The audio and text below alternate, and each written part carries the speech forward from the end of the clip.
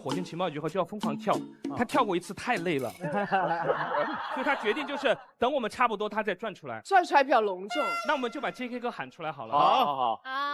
然后我们有请火星会议观察员 JK。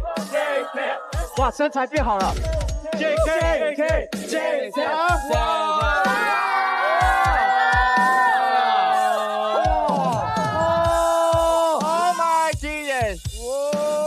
KK 哥吗 ？KK 哥大变身。哎，娜扎，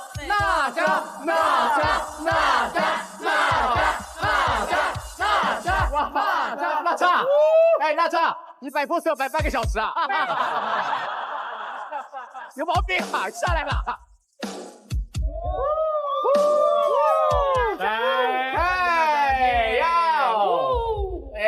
哪有。所以 JK 哥没来 ，NZ 哥来了。欢迎我们的娜扎今天来当我们的火星观察员哈，怎么样？感觉如何？有没有点紧张？还好吧，因为感觉都是我的熟人。哪几个不熟的呢？有没有不熟的？指一下。台下的都不熟。第一句话得罪好多人啊。我们让娜扎自我介绍一下，好不好？大家好，我是娜扎。我是本期火星会议的观察员。我早就听说你们火星呢是全宇宙笑点最密集的地方。我们这里不仅笑点多，而且你也要贡献笑点的哦。我会的，因为我是一个笑点很多，然后就是很可爱的一个人。那明白，就喜欢你这种自信。我们让你贡献笑点，怎么扯到可爱上面去了？没有，我觉得大家可能看到我就会笑吧。接不住。来跟你开玩笑，没有。所以呢，我今天来到这里就是来看大家的笑话的。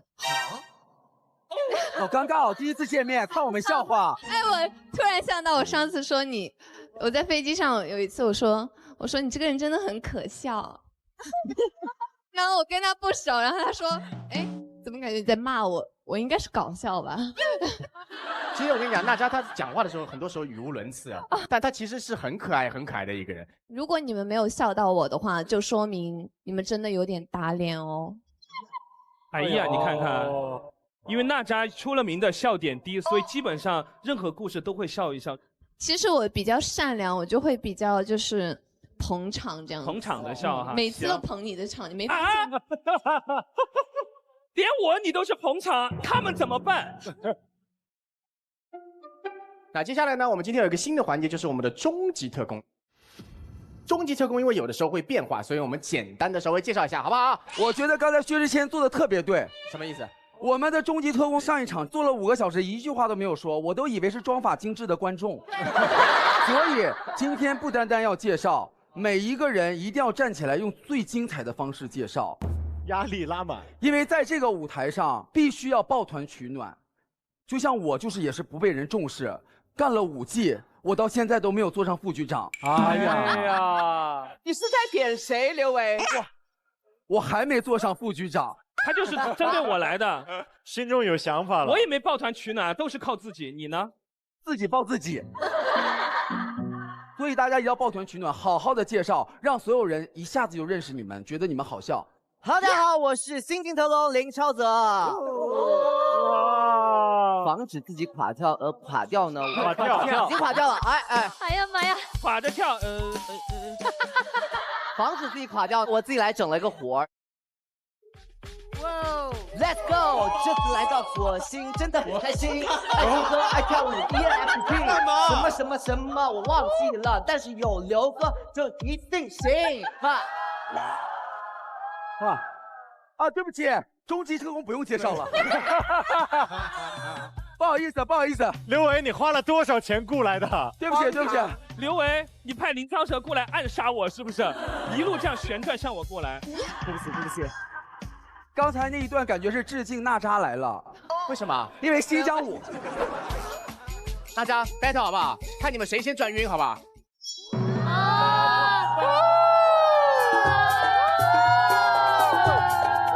哎呀！哎呦天哪！哎呦，哇可以！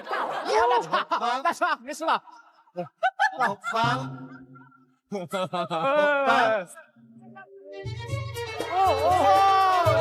头一样好看，哇，太好看了！哇，大赞 ，OK， 可以。你别说，两个人转的可以说是半斤八两哦，都有晕哦。我穿的高跟鞋，不好意思。他也是高跟鞋。我也在高跟鞋，我也在高跟鞋。他也不低，他的甚至比你都还高。你整个人鞋垫脱掉，我看看。哎，完了，不换的。玩这么大吗？哇，好狠，这个太狠了。你看开场不要表现转圈，要表演那种上楼、下楼、上楼、上楼。来，快穿上吧。哎，我儿哥他比你矮，比一下。来，3、2、1，下楼。哇，威哥，赢了，你赢了，你赢了，儿哥你赢了。我的时代来到了吗？威哥站起来了。老薛，我的时代来到了。哇，你站起来了。谢谢超泽，好了，谢，哎，非常不错的新人呢，大家记住叫胡文轩了。好，下一位自告奋勇的谁出来介绍一下？我叫胡文轩。他就是胡文轩，刚才叫林超泽。刚才介绍了那么久，他刚才卖命卖成这样，最后谢谢胡文轩。对不起。什么呀？大家好，我叫胡文轩，朋友们都叫我帅气小伙。最近不太火，但是有点上火的小伙胡文轩。好，接下来呢，总到施展了吧？让施展来好好施展一下。大家好，我叫施展，希望能让我在这个火焰情报局的这个舞台上施展一下拳脚。刘维，你还要跟他们抱团取暖吗？啊不抱团了，他们自己成为了一个组合。我 solo。刚才是3个可爱的弟弟嘛，我们今天还有很厉害的妹妹。哦，妹妹厉害了。Hello， 大家好，我是新人特工李一珍。虽然呢，我没有前面几位哥哥、几位弟弟这么就是多才多艺哈，刚刚算多才多艺哈，但是我还是相信我就是有那么一点实力啊。戚薇姐是最美的副局长，娜扎姐是最美的观察员。我们的特工里面也需要颜值担当。哎，怎么突然开始夸我呀？断臂的维纳斯，你这句话你忍得了吗？维纳斯。所以是谁呢？是谁呢？让我们广大的观众都听听看。陈卓璇，如果是你是这个态度，那应该也不是你。陈卓璇太好笑了，是我们的华莱士啊，绝对是华莱士当红炸子鸡啊，这个好。好了，首先呢，告诉我们的这个终极特工啊，你们看到现在前面有2个空的位置。这2个位置离你们近在咫尺的原因，是因为今天你们表现的谁如果是最好，下一场就会晋升为高级特工。哇，真的吗？加油！哎，那什么时候会有环节是可以晋升副局长啊？副局长。他一直想觊觎我的位置，我真疯了。反正好不好笑，其实我们说了不算，最重要的还是要靠我们的笑点记录员。所以欢迎我们的笑点记录员代表女篮运动员大宝贝刘雨桐，欢迎。好可爱。Hello， 大家好，我是刘雨桐，今天也是笑点记录员。然后我们的会议呢，会从命中笑点、爆梗金句和完整故事3个维度来评价全场高级特工的笑点贡献值。逗笑观众1次，相当于投篮命中2分。如果有令人印象深刻的金句，就是投中了3分球；接梗就是助攻，跑题就是出界。而如果你没能把故事叙述完整，那就相当于抢断，失去了得分的机会。大家加油哦！加油！好嘞，那谢谢大宝贝了。那接下来就看各位的表现了。我宣布今天的火金会议正式开始。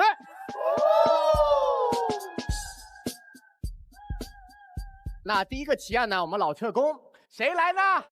来啦！接下来由我们全场第2矮的我们的金志文，不必强调了吧？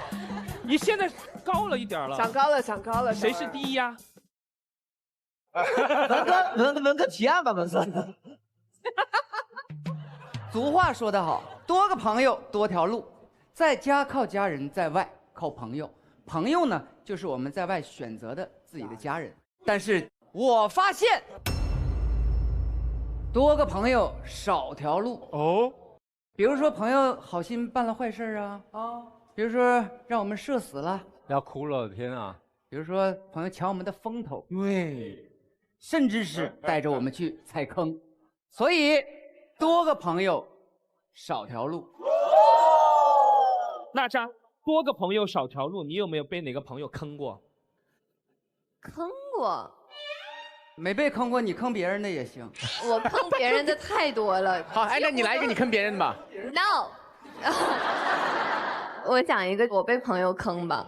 好的，好的，好的。就是有一次，我的经纪人告诉我，明天我们要拍摄一个非常非常重要的广告，非常重要。这个广告代言对你来说真的很重要，而且他们是第一次见你，你一定要用你最好的状态、最好的皮肤的感觉去见这个品牌方，然后要拍出最完美的一个片子。然后这样子的话，直接到后期我们签下来就比较方便。然后正好那天我就请我朋友来我家玩，他带了好多海鲜，然后给我带了非常多的面膜。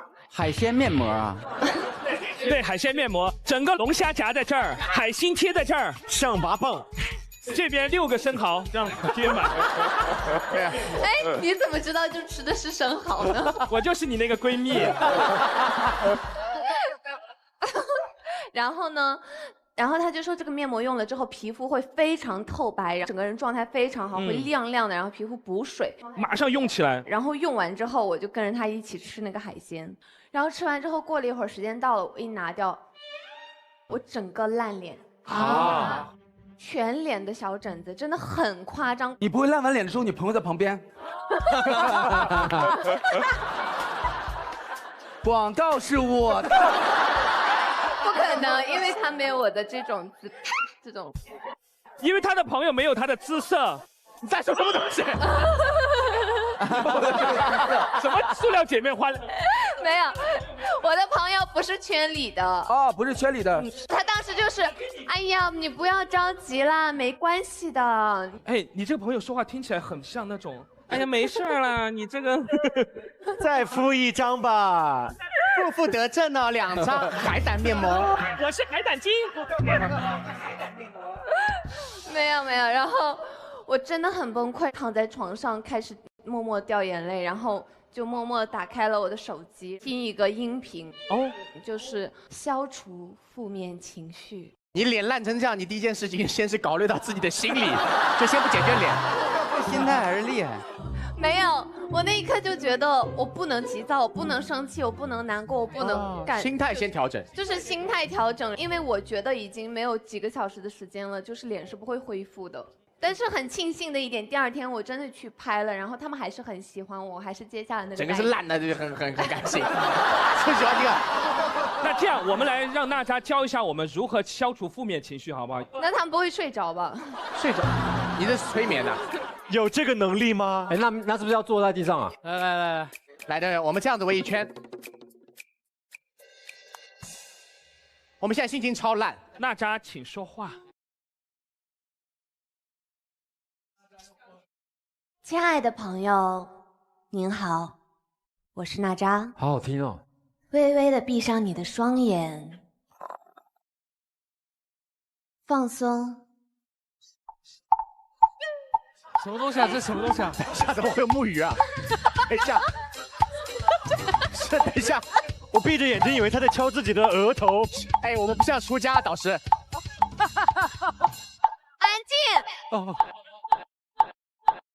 莫生气，莫生气，人生就像一场戏，因为有缘才相聚，为了小事发脾气呀，回头这么 old school 吗？又何必？别人生气我不气，气出病来无人替。我若气死谁如意？谁如意？我这么熟。哇哈哈哈！娜扎，你的团队让我通知你，你那个代言取消了。想不到娜扎最后的这种解决方法竟然是出家哈！太棒了，太棒了！那祝福你哦，祝你身体健康哦，平平安安，好吗？刘维，你有没有被朋友坑的经历？这个故事是因为他讲完了之后，我突然想到的。你们身边一定有一些朋友，跟你们去逛街，让你们踩了很多坑啊。就是其实你自己没有想买，结果在他的威逼利诱下说。好好看，对，哦，好漂亮，好适合，写着你的名字，然后你就买了。我跟你讲，我有一天啊，就是我一个朋友想去买一个自行车，那个自行车是折叠的，然后我想说我陪他去嘛，一进去了之后映入眼帘看到了一个黄色，然后我就说，哎，这个黄色好好看呀，然后我的朋友在旁边就这样，哇，好夸张。为什么你每个故事里的朋友都是这个样子的啊？我遇到的朋友都很喜欢鼓掌。这个是季节限定，季节限定4个字一下冲昏我的头脑。主要是限定，一听到不得了哈。然后我就说啊，这个是黄色哎，这个是季节限定的大黄蜂黄。我当时就大黄蜂，变形金刚，又是折叠自行车，谁不想要？就整个人就有点激动，我就苦思左想，冥思苦想啊。左思右想，苦思左想是什么？然后我就说，哎，我们2个人如果都想要，可不可以？然后那个店员说，哎，不好意思，因为这是限定款，我们只剩1台了。然后我那个朋友，那就你买吧，我们这么好，我让给你。我瞬间就下单了，我就特别开心。然后我就决定低碳出行，以后再也不打车了。我就骑着我的那个大黄蜂黄出门，然后我骑着骑着，我就发现我旁边。好多大黄蜂黄啊！你买一辆共享单车啊，神经病啊！真的。然后我就看了一下我的黄跟他的黄一模一样哎，唯一的区别就是它的上面有一个2维码，我没有。哇，可以贴一个。你是傻子吗？真的。你仔细看一下你那个车，说不定以前贴过撕掉了。闭嘴。还有一个痕迹。他们的不能折叠。我骑的时候我就安慰自己，我说这是季节限定，这是大黄蜂黄，OK 的。我那个朋友住在酒店，然后我就骑车去找他。我骑着骑着，我离老远我就看到那个保安跟我这样。为什么？麦贵在左边，你往左边走。我真的要气死了。后来我就看我的朋友果断的下了一个单，买了一个新的颜色。然后我就马上再见，美丽极限，爱漂亮没有终点。好笑吗？娜扎？好笑，还可以哈。哦，我觉得我没有他那么浮夸。谁浮夸啊？是说刘维吗？你是在说我浮夸吗？我没有这种手不通。我们所有人为你这个故事。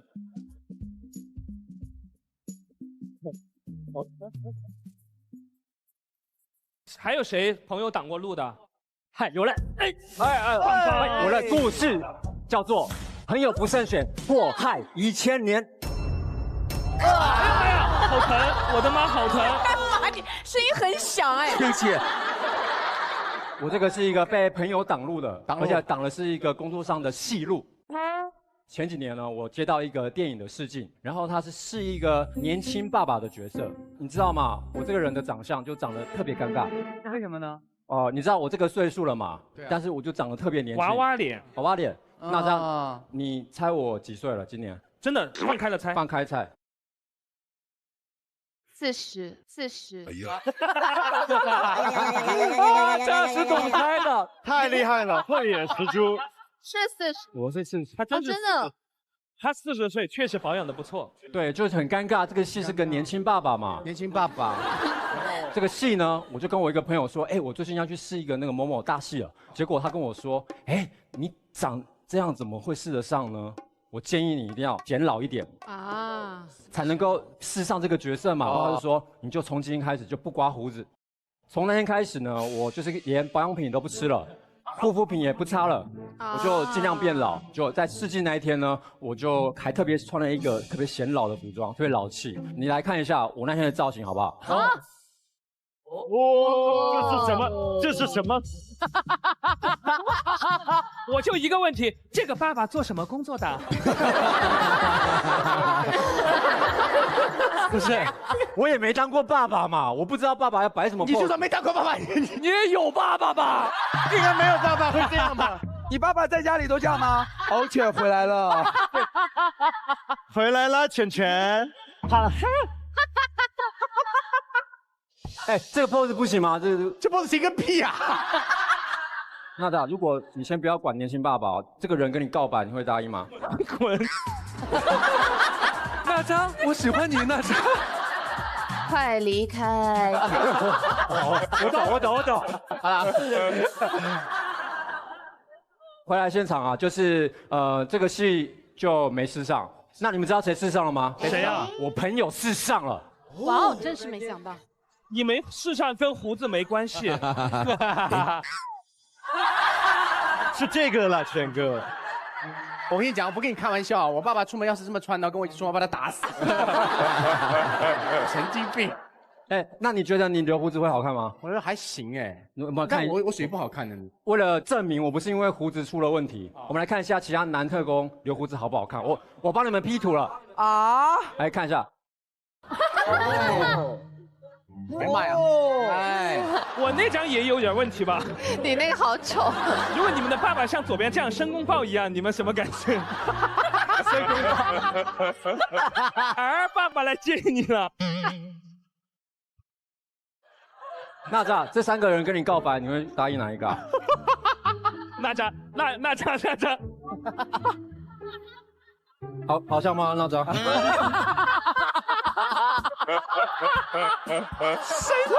像吗，大宝贝？好笑。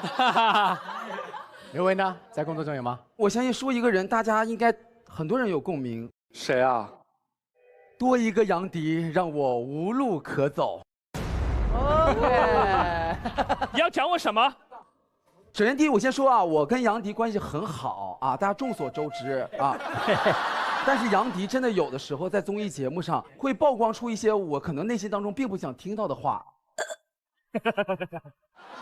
然后每一次我们那种结尾了之后，都会有一个总结发言。我那次在柳州，然后杨迪就这样。刘维，你说吧。然后我就想说我要上一下高度，然后我就说，来到柳州真的特别开心，但是给我留下印象最深的还是柳州的人。这个是不是说完了之后大家还是觉得还蛮好的？就是杨迪在旁边，好像，杨迪就长这样。刘维，没有文化。沈阳那天你也说的是人，就是杨迪会让我觉得我知识水平特别的薄弱。你应该得罪的人不止他一个吧？娜扎呢？我跟娜扎老录节目，我有挡你的路吗？其实我跟他也不是一个赛道的。这赛道确实有点远。你要跟他赛什么？我真的必须说，他真的是综艺一个，哎呀，反应快，说话快，跟他录节目就特别难受，就常常有一种感觉，我用演的啊，就是，哎，不要，这是什么？哎，不，你已经想到梗了，但是你就讲不出来，因为杨迪先讲了，他太快了，真的。但是呢，我想到了一个大招啊，在杨迪准备开口说话的时候，拿出华莱士，全火星人都爱吃的华莱士汉堡。对，华莱士汉堡，炸鸡要炸，梗要炸，全鸡要炸。我本来可以不说话的，你说错词儿了。你别说话，全鸡要炸。再一次，全鸡要炸，梗要炸，有华莱士陪我们同光的。真的，迪哥都没开口。你觉得这种人，我还需要抢他的话吗？再给我一次机会，全鸡要炸，梗要炸，有华莱士汉堡陪我们同框的镜头必然炸。耶！这招可以吧？这一招我确实就不能说话了，因为对我也被华莱士的香味所吸引了。哎，吃一口。记得给我一个啊。嗯。耶！好哇！我想到了关于感情这个部分，女生应该有很多同感的。比如说你交了个男朋友，肯定会有闺蜜给你各式各样的意见，是不是啊？我有，我恋爱的时候经常有这种恋爱判官。开庭。真的有，因为我也有这样的朋友，但我觉得我朋友呢，他倒不至于说挡了这个感情路啊，但他就经常在你的这个恋爱路上吧，就丢个香蕉皮，撒点胡椒面什么，就是这种啊，小磕小绊的。对，我男朋友呢是一个南方人啊，他是澳大利亚人。哇，好南方啊，南半球人啊。我第一次带他去见我一个朋友的时候，就希望我朋友看一下，看看是他这个人怎么样。然后我就感觉那一天整个下午，我朋友每次看我男朋友一眼都欲言又止的样子，想说不说的哈。哎，对，到晚上我就问他，我说，哎，你觉得怎么样？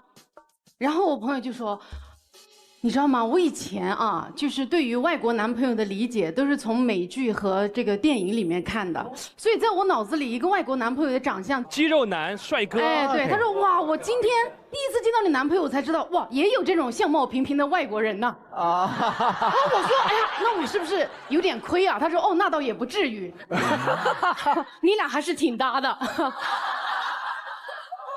但是你这个闺蜜朋友好像什么都没有帮你分析，讽刺完你们俩的面相以后就结束了，是不是？你们两个挺配，两个相貌平平的人。对，这种情况非常多见，还不一定是他说了什么啊。比如说有一个女生朋友带一个男生给你看，最怕的他说，怎么说呢？这种事情还是看你自己，然后你就会想很多。对，倒不一定不明说，对，不明说会说对，对，给你一点表情，有这种吗？那种哦，你开心就好。对，你们俩开心就好。你们俩像隔壁的张阿姨和王大妈一样。感觉现在在这种大城市，还有一个很重要的现象就是，但凡一个30加的女性，你找对象的时候，你但凡拒绝掉任何一个功能健全并且有工作的男人，大家都会说你呀就是眼光太高了。所以我们现在就会抱团，大家就一起来分析，我们会一起找，对，找同一个。哎，不是。这样以后别人再责怪你，你呀就是眼光太高了，你就可以说，耶，这个决定是 Rebecca、Monica 和 Veronica 做的，关我 Josephine 什么事？对，你的朋友怎么都是卡？是，还是要多跟闺蜜一起决定，这样的话自己压力小一点。哎，你们谁身边也有这种类似的好朋友，就是经常插手你的感情？有，那个时候我在上大学，我当时喜欢上了一个女生。我当时表达喜欢的方式是给她每天带一盒酸奶，很可爱。后面呢，我发现她把那个酸奶给她班上的别的同学都喝了，但她自己就没喝。啊，就是看不上你的酸奶。对，然后呢，我就把这件事情告诉了我朋友。我朋友说我从根本上就错。他说首先你应该送草莓味的酸奶，然后呢，他把酸奶拿过来，他用红色的笔在那个酸奶的那个口上画了一颗爱心。哇，好脏哦！他还给我提供了一个非常重要的线索，就是那个女生她经常看美剧，她说你可以跟她说话的时候用英文。哇，一套一套的。但是当时我觉得她说的非常有道理啊。然后呢，那个时候我就拿着粉色的酸奶，上面画着爱心，我说 this， 你还是说的是重庆话，那个是this is pink milk。Pink milk。粉色的奶。Do you want drink it? Only one for you。哦哟。然后呢，当时他就用四川话，他说：“哥儿，你是不是有病啊？爬远点。”就直到我现在我才知道，就是之前给我出主意的那个朋友，他去年他才谈的第一段恋爱。全世界怪招哈。小诗啊，哎，哥给你个建议你下回再有这种要给你当情感军师的朋友，你可以先请他吃顿饭，好，整点小烧烤，搭配青岛啤酒，因为青岛啤酒配万物，尤其适合兄弟走心局。喝青岛啤酒，杯杯皆人情，一切在酒里。大家有没有发现，我们吐槽的朋友，我们都没有跟他绝交，对不对？对。越是这样的损友，才会在那种事情最应该表达他态度的时候，说出真话在你的身边。所以这样的朋友其实没有让我们少条路，反而我觉得多了一条路。对啊，其实多个朋友少条路，我觉得这件事情是每个人最后必须经历的一个归宿。我觉得人生到最后就很简单，2、3个朋友，一条路，2、3杯茶，然后绿水青山，就是这样，仅此而已。哦，不用去指望很多的朋友帮你去铺路，你自己走出来的才是路。哦，这个提案已经结束了。如果觉得这个提案有共鸣的话，大家拍桌支持，请表决。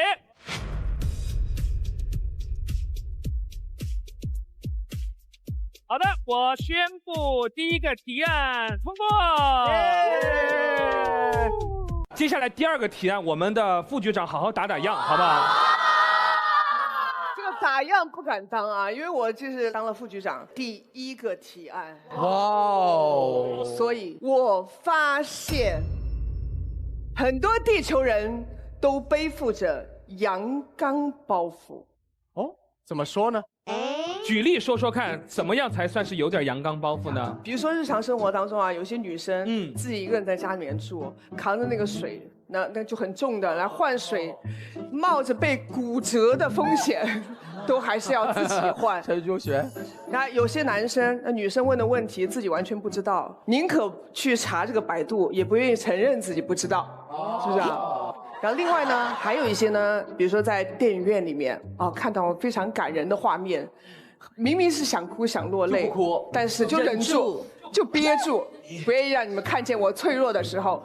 有没有这样的时候？有。我觉得这件事情女生还好，但是男生都会很忍。对。大家生活当中，不管男生女生，都会有这样的包袱在。是。就比如说，跟大家分享一个，来，炫哥。林志炫。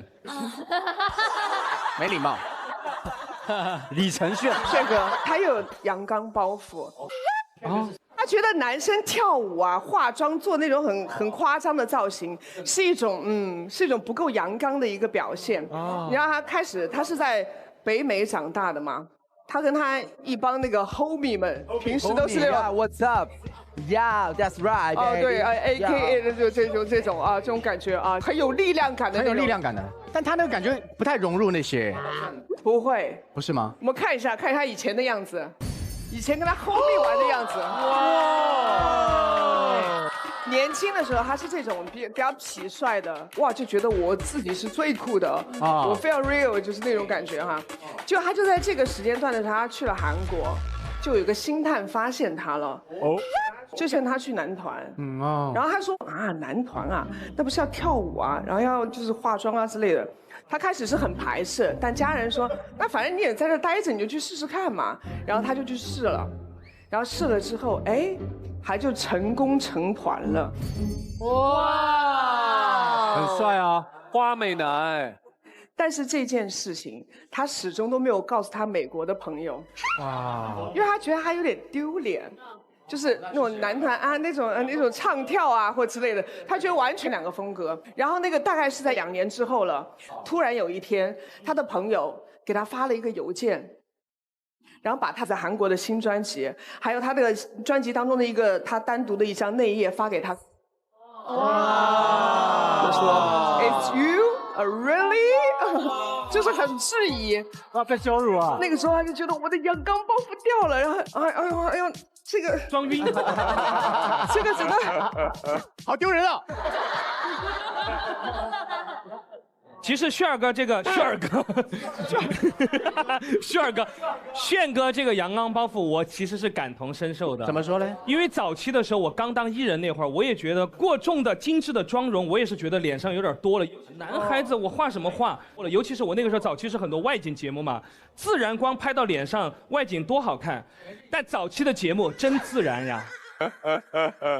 你知道我那一刻突然发现我还是需要一点包袱，是因为我有一天在家里看我的节目，那个时候我右脸痣非常多，我在电视上突然看到我在那边吃一个那种凉拌菜什么东西，就是右脸在那边吃，然后我那个时候那个烤瓷牙还是不是很好的那一副，就很爆，我真的以为是一头驴。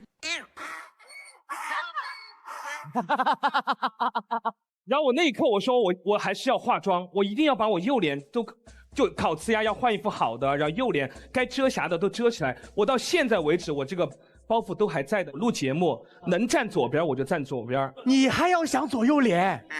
我什么话了？我去你演唱会的时候给你发了微信，你想一想。我想不得了。我说薛之谦演唱会是要 cue 我们是不是？镜头从左边拍。这么细呀，皮哥。其实没有什么区别的感觉。我来讲一个吧，千万不要跨界尝试一些不属于你的舞蹈。我高中的时候就被啦啦操毁掉了我的阳刚包袱。你跳啦啦操啊？看不出来，对不对？看得出来。你是啦啦队的？我不是，我高中的时候是田径队的。然后你知道练田径的男生每一个都是七哥说的那种特别有这种阳刚包袱，就听不得别人说不行。然后有一天我们的田径的群里面，突然教练发了一条信息，说今天学校的图书室楼顶要搬书，没有体力的同学就别去帮忙了。哎呦，这话说的，我能忍吗？这一定要根本忍不了。对，穿条拉拉裤就去了是吧？什么拉拉裤？没穿。没有，不是什么没穿，穿了拉拉裤。然后我们上去一推门就看到里面6、7、8、2、2、3、4，然后我们就觉得不对，只有一帮女孩在跳啦啦操，骗过去的，被骗了啊！男孩不愿意跳啦啦操，只有一件事情不能接受，就是那条裤子。对，真是看不了，桃姐。很恐怖，衣服也很吓人。但是衣服请 OK 嘛？裤别说了，我都穿了。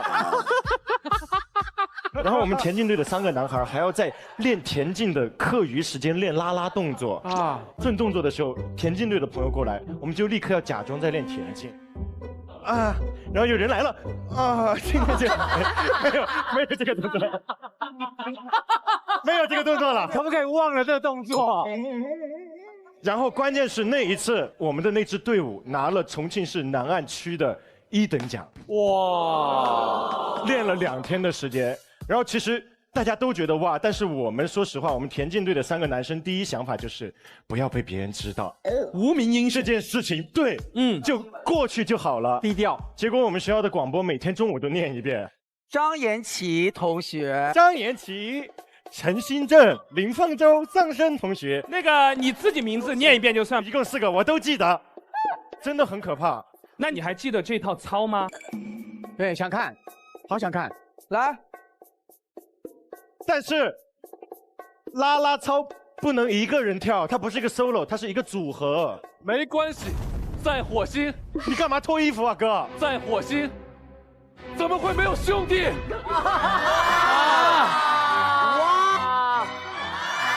准备这么充分的，快来吧！这么穿的，哇，我无法接受，我无法接受这个火焰的图案。哇，谢谢，好贴心啊！哇，我手指要抠在地上了。今天我们就放下我们的阳刚包袱，放下好吗？任何一种美丽都是美丽的。把这段啦啦操送给你，大宝贝，迟到的祝贺。I'm a Barbie girl in the Barbie world. Loving plastic is fantastic. You can brush my hair, undress me everywhere. Imagination, love is your creation. Come on, Barbie, let's go party. I'm a Barbie girl in the Barbie world. Loving plastic is fantastic. You can brush my hair, undress me everywhere. Imagination, 动起来！大家一起跟着我们前走，走吧！快起来！ Come on, Barbie, let's go party. Come on, Barbie, let's go party. Come on, Barbie, let's go party. Come on, Barbie, let's go party. Come on, Barbie, let's go party. 等一下，我们要来记得，放弃，放弃。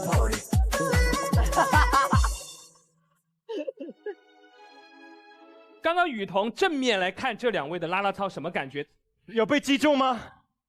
我要是比赛的时候看你们俩跳这种啦啦操，我得兴奋死，振奋了，兴奋了，兴奋了，振奋人心。我爆料一件事啊，杨迪不只能跳，杨迪还能对嘴。他可以完全假唱假跳。这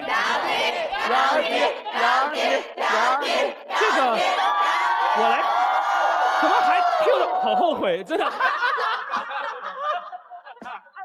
哇，你现在还打着领带，真的好奇怪啊！商务啦啦操，我这不是刚下班过来吗？准备被我的元气击中吧，音乐。 Here, Bobby. Hi, Ken. You wanna go for a ride? Sure, Ken. Jump in. I'm a Barbie girl. 干嘛呀？ In the Barbie world. 怎么有二人转的味道？ It's fantastic. You can brush my hair. Undress me. 他口型对得很准哎。 Imagination, love is your creation. Come on, Barbie, let's go party. I'm a Barbie girl. In the Barbie world. Love is magic. It's fantastic. You can brush my hair. Undress me everywhere. Imagination, love is your creation. Come on, Barbie, let's go party. Come on, Barbie, let's go party. 太高了！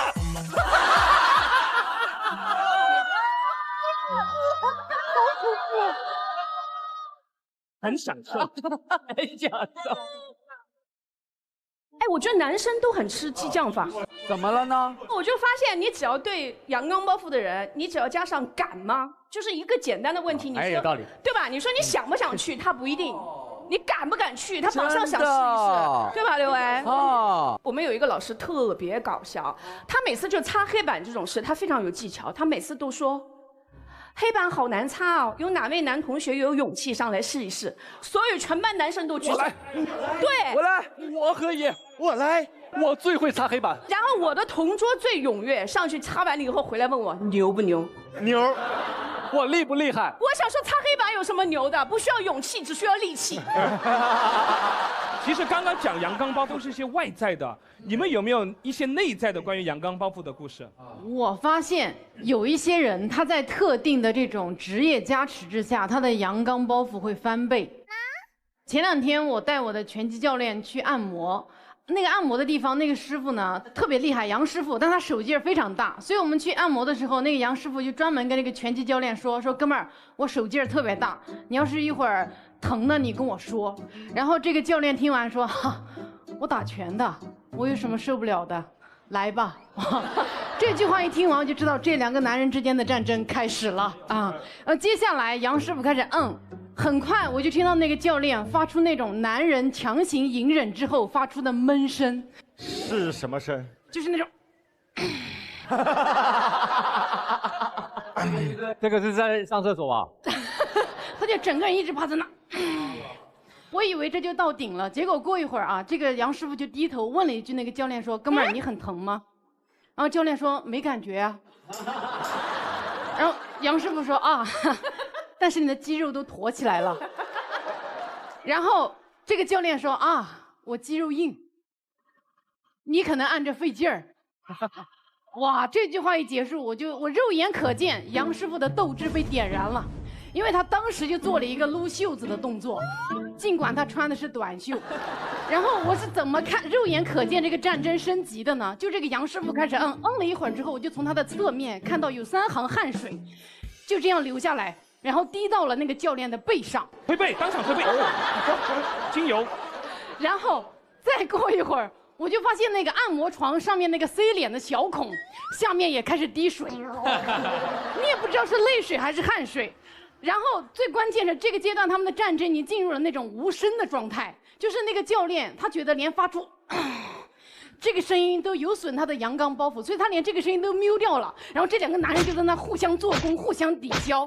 然后很荒谬的一幕发生了，就是我在那按了这么久，我第一次在按摩室里面听到了床叫。然后那个床就在那咯吱咯吱叫了半天，好不容易按完了一个小时过去了，那是第一次杨师傅没有问要不要加钟，哎。然后呢，到了第二天，我想说教练也休息好了，我就想找教练去打拳，结果教练告诉我他当天休息。然后我就想你休息，那我也休息，我去按摩一下。我就问杨师傅，结果他也请假了。两败俱伤。对，我就觉得有一些这种职业确实会让很多人觉得硬撑啊，我不能输，对对对。别说职业了，我告诉你，硬撑的事情就阳光包袱，我身边也有很多。我们聊的是阳刚包袱。阳刚包袱嘛，阳刚包袱，开玩笑，我口音没那么烂吧？啊有。好了，阳光包，我跟你讲啊。哎，我没意思哦，我讲错了。你把阳刚说10遍，阳刚有毛病啊，神经病莫名其妙。我小时候就是我特别害怕针孔，就打针啊，打针。因为为什么呢？我第一次就是笑点在那家。他想到自己昨天一个事儿笑了。奇妙。回来 ，OK， 可以回来了哈。打得不响。哎呀，你们俩是有毛病。我讲故事讲1个小时好不好？到现在开场都没开。你讲莫名其妙。我就想小时候演阳光包袱嘛，阳光。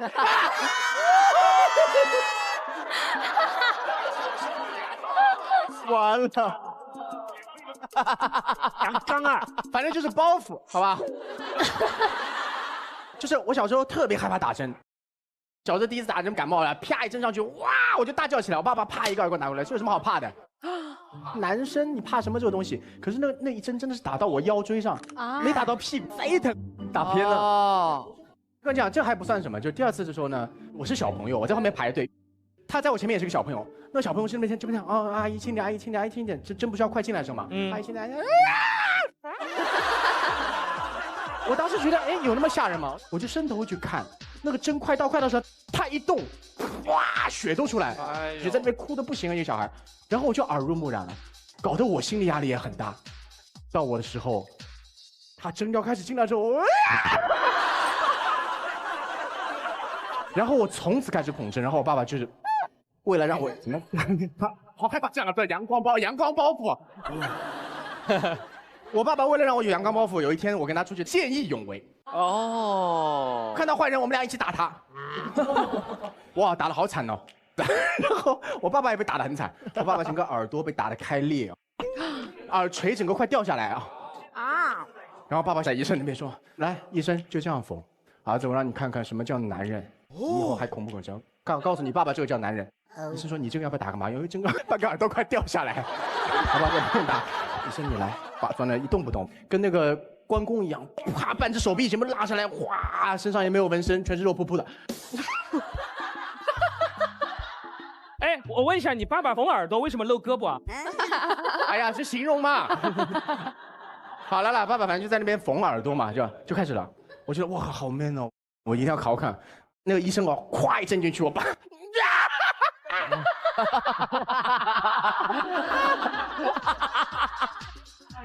然后我，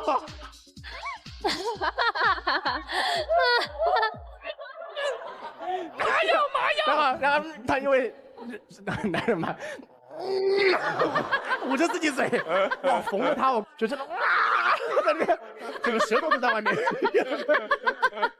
我那个耳朵肿得跟猪头一样，然后，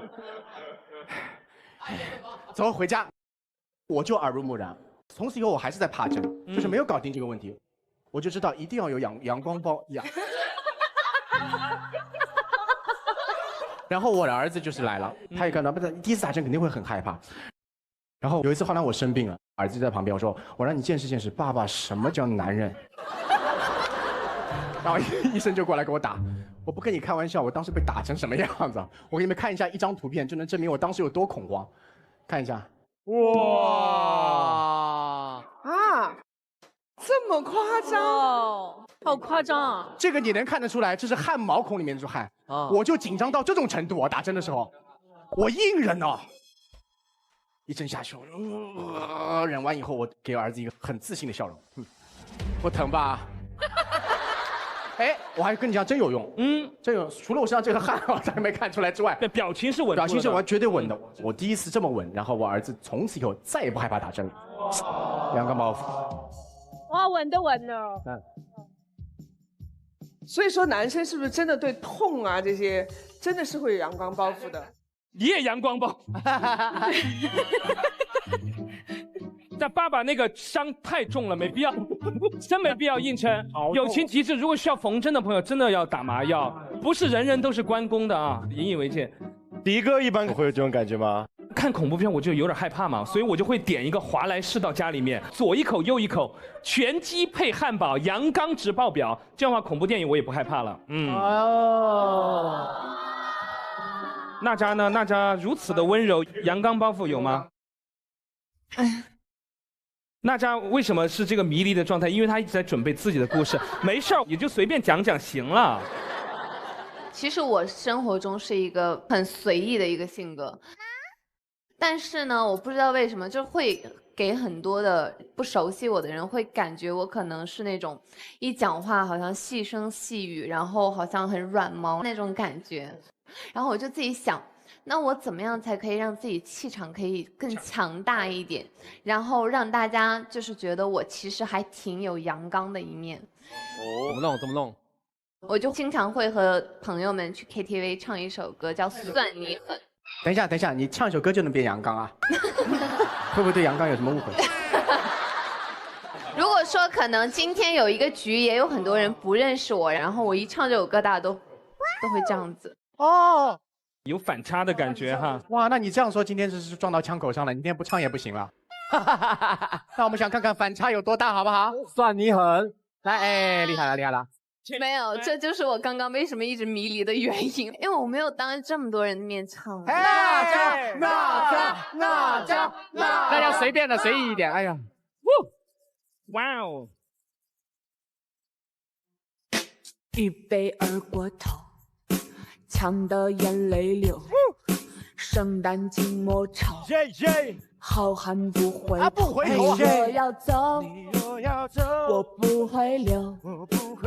强留的爱情不会撑得太久。太久。无奈寂寞，尺度游走。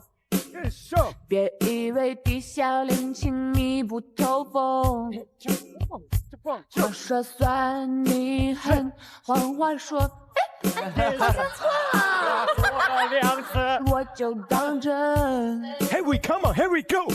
我真是没什么出息，哎，没出息，对你还不放下，还放不进下去，真好听，可以了，可以了。哇！你还别说，这段表演可以说基本上是废掉了。下次 KTV 别叫他出来玩了。但是我觉得娜扎有一点是 OK 的，你还真不怯场，管他唱的好不好，什么都没关系。对，这个很难得。我发现他是会先怯场，然后突然正式来到那个节点。我今天还是有点害羞，真的，因为真的没有当着这么多人的面唱过，真的不想丢这个人，但是没有啊，什么没有，丢得很厉害，没有，但还蛮好玩的啊，下次不要再唱了。其实我是觉得男生在青春期喜欢女孩的时候都会有这个阳刚包袱。小时候我不是学拉丁嘛，然后我就会经常的在模拟赛上面跟我暗恋的那个女生，然后就示好，就耍帅之类的。然后 2 3 2 3 cha cha 1 and 2 3 cha cha 1 and 2 3 sa da ha。真的好像刘伟哦。我动作也像，他走过来也像。这是刘伟继承人嘛？一样的，真的。重点来了，就是旁边那个大哥，他老放大招，他就下岔了。然后我也不服输，然后我的那个阳刚包袱就上头了，然后我瞬间来了一个转身，一个大下叉，哎呀，我的裤子太紧了，就崩开了。因为当时就觉得不能丢脸，然后我就灵机一动。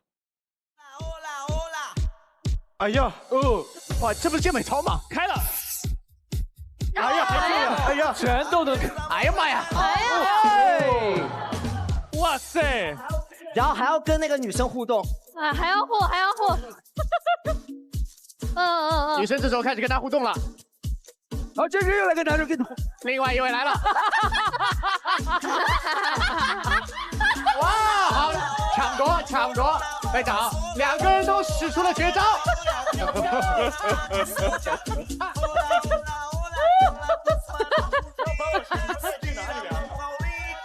哇，太棒了！哇塞，好厉害！但是当时的状态其实真的是裤子崩开了。哎，你都已经劈叉劈成那，这儿都撕开你，你哪里还这样，腿还这样？一开劈开是第一眼对吧？这是第二眼，大家看到这个翻第三眼还是给人看。这你看不看？看我，我练了，为了你。就很想说用招救一下自己，但没想到开了3、4笔。好，谢谢。哎，不容易，不容易，太拼了。我跟你讲，还有一种阳刚包袱，哎，就是酒桌上的阳刚包袱。有，咱们就是不论男生女生，哎，甭管我喝的是水，喝的是酒，你只要举杯我就得干，酒满杯情满怀，不喝这杯没未来。棒哎，这么会？咱就是说，哎，有一天，哎，我跟杨迪，哎，咱们收工了，一起出去喝酒。杨迪，你干嘛瞪我？怎么说？啥口音了？整这儿来了。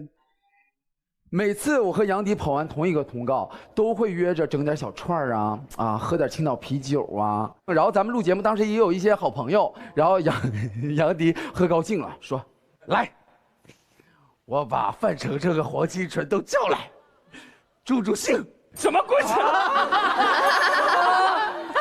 没有，开玩笑。你把我讲的好像《封神榜》一样，纣王。刘维这个人为了想坐我副局长的位置，不惜在外面造谣。那你来说，当时他们组合都跟我们一个活动，对，那会儿还在跟黄新纯和范丞丞在聊天。对，我跟黄新纯聊天。我说那就把他们喊出来一起吧。人黄明昊不是没来嘛，说的我好像纣王一样。妲己，别乱说。然后黄新纯和那个范丞丞来了，我当时很惊讶，因为很晚了嘛。我说哇，好厉害呀！然后杨迪就看着我就跟我说，还是我。用我前辈的身份压他。闭嘴吧你！综艺纣王，综艺纣王听上去好恐怖哦。录节目的时候无所谓，一到节目一录完，出来玩啊晚上。纣王叫你，谁是综艺妲己？更好笑的是，杨迪把人家2个人叫来之后，然后我们2个人给人表演 I'm a Barbie girl, in a Barbie girl。那我想请问一下，到底谁在给谁助兴？然后大家就喝开心了嘛，然后我就感觉杨迪开始走路就有一点，你是我见过对哈好的人，然后我就感觉杨迪不行了，然后你作为好朋友肯定得劝嘛，这种别喝了不行，我说杨迪你别喝了，然后杨迪就跟我说，我能，别管我，杨迪就一杯一杯喝，然后杨迪团队也过来说，迪哥你别喝了。不是你别乱说，我团队的人没有人说话，我经纪人在出了门口有一个墙边有一个人，眼睛是睁开的，然后这样，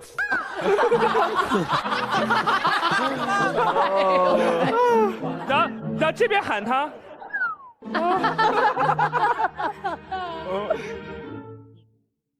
然后这个故事其实讲了，大家都觉得有点虚构哈，虚构的啊。然后我今天还带了视频，因为啊，真假的？哇，视频，不要吸引眼球了，迪哥，真有。杨迪团队真的是让我惊呆了。又在拍快乐短剧吗？那么冷啊！杨迪有点阳刚。还有多久到啊？快到了，10分钟。我有点冷。我下来，你看多清醒。你看我那个表情很好，对，我当时都那样，我还在问还有多久到要回酒店。对，而且我当时拍你，我还说了一句多阳刚啊，好可怕！17年的事了，今天派上用场了，还记得。大宝贝，哇！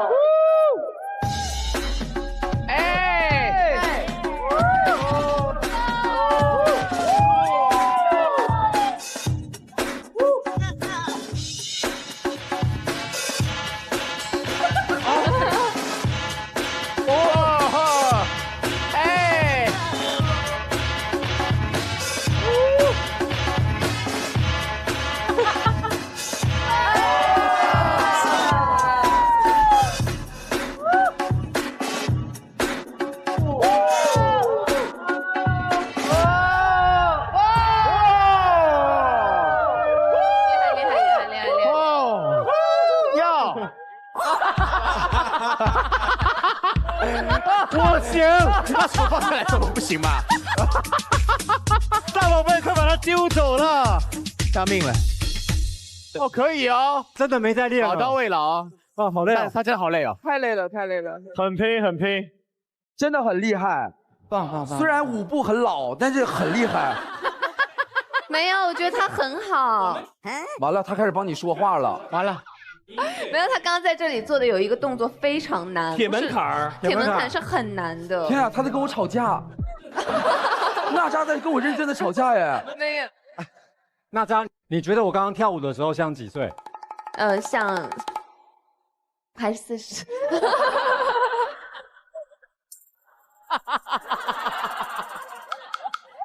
但是说句实话，我真在东北见过，真的，特别是中间那个，对，正月里来是些。你行吗？你要挑战一下我们东北的那种节奏快的，要加上这种 B boy 吗？你不会不行吧？啊，不是吧？啊，你不行吧？行吧你？不会不行吧？好啦好啦，算了，尽力而为，算了，尽力而为吧。你活着比较重要。你在可怜我是吗？我可以。各位朋友们，抓的币。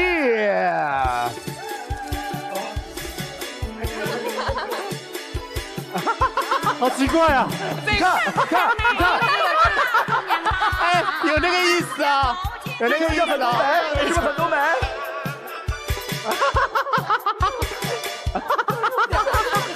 很好笑哎。好，铁门槛，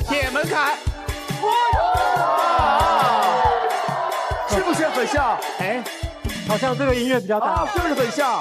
真的可以，行，棒，没有包袱了。好吧，亲子们来说说你的。其实对我来讲，我觉得我去参加女儿的亲子运动会的时候，我就绝对这阳刚包袱就爆发了。我必须为了女儿，我一定要展现出 daddy 的力量。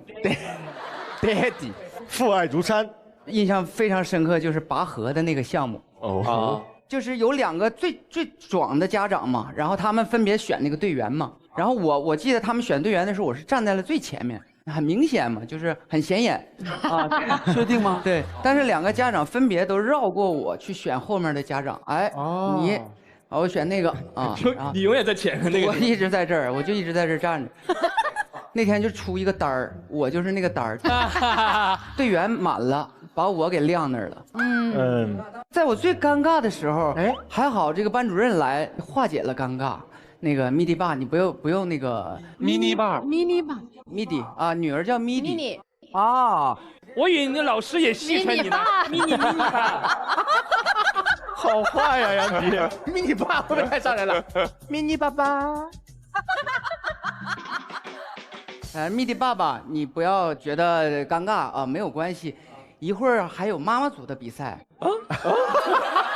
我听到我就更尴尬，我当时我就笑了，我说我一大老爷们儿，我跟妈妈组，你这确实我就觉得有点欺负人嘛。后来妈妈组比赛一开始，我过去一看，其实我有点低估妈妈组了，更拼，一个都比你长，比你壮。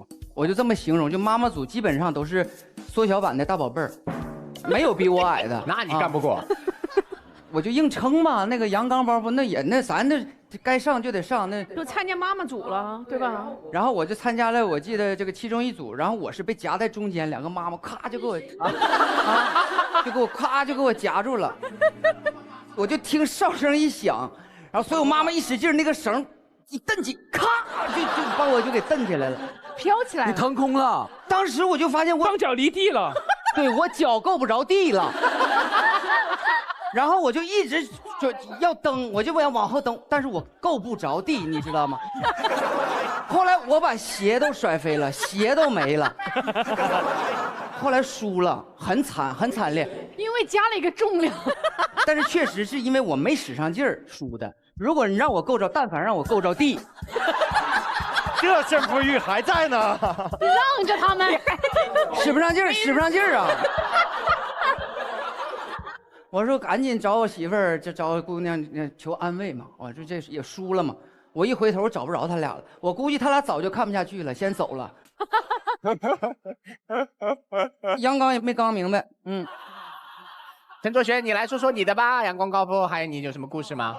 不是阳光包袱，阳光包袱。我刚刚甚至听你说的是阳光功夫，我都疯了。就是我发现我爸爸比较有这个阳刚包袱。啊，爸爸怎么啦？因为从小到大肯定都是爸爸像一棵大树一样，就觉得什么事情都是应该我依靠着他。但是长大了之后，他在情感表达上也有包袱。就是我上大学的时候，他和我妈妈一起送我去嘛，然后我爸爸从来是没在我面前掉过眼泪的。然后但那天我就感受到他有一点点沉默寡言。然后晚上他们回去了之后，我就还是给他们打了个视频，想说看看他怎么样。结果视频接过来之后，我就看见那个画面里面是这样的。然后我就想说，完了，爸爸肯定就是有点难过了，肯定是哭了呀，什么都哭成这样了。我说你那边怎么在抖啊？爸爸说没有没有，今天新买了个按摩椅。他就很会给自己找理由，然后后面就是妈妈把手机抢过去说不是的，是你爸爸在从学校回去坐地铁的时候哭了一路，然后哭到住的地方还一直在抖动。父亲一般都会在孩子面前压抑自己的很坚强，情感，对，不能创造出那种好像就是很脆弱的一面。对。好的，我今天这个提案就是关于男生女生阳刚包袱这件事情啊，可能大家初听阳刚包袱这件事情会定义在男生身上，其实我觉得那也是刻板印象的一种。有些人说你男生不够阳刚，你就不够男人味，或女生你太阳刚了就没有女人味，我觉得都是刻板印象。我觉得大家可以拿掉这些刻板印象，我真正去找到自己灵魂当中最能支撑自己的那个最阳刚的东西。我觉得女生也可以被表扬成阳刚，然后就像我们的大宝贝在赛场上叱咤风云，那个也是非常阳刚的行为，很值得我们给他鼓掌。而且我一直都觉得男的不是说你穿个粉色你就不阳刚了，你哭你就不阳刚了。我觉得男的就有担当才是最阳刚的。是的，我觉得外形或者喜好并不能证明一个人不阳刚的。说得好，说得好。阳光包袱里面呢，其实我觉得阳光两个字相对来说没有那么重要。哎，刚一遍都没说对，哥。我怎么了？阳刚包袱里面嘛，最重要的我觉得其实是包袱两个字。其实每个人的包袱啊都会变化，都不一样，但是它都是你的成长的过程。小时候每个人都有很多的包袱，非常的多，我也有。哎，我觉得不好看，我在意别人看我怎么样，在意别人对我的看法或者之类的。但长大以后，你慢慢对于自己的认知和这个包袱其实并不严重了。当你的包袱里面没有你自己的时候，就代表你已经长大了。哇，